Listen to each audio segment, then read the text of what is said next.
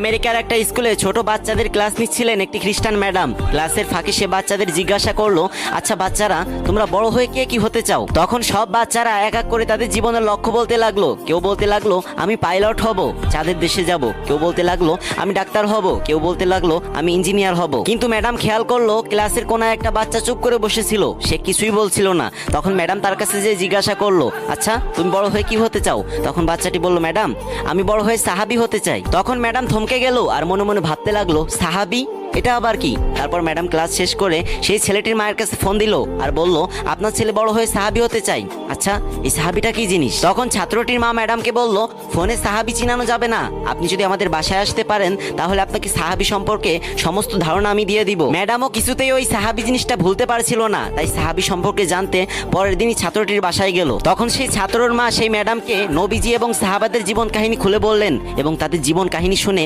সেই খ্রিস্টান ম্যাডামটি ইসলাম ধর্ম গ্রহণ করলেন। কি কেউ সুবহানাল্লাহ বলবেন না?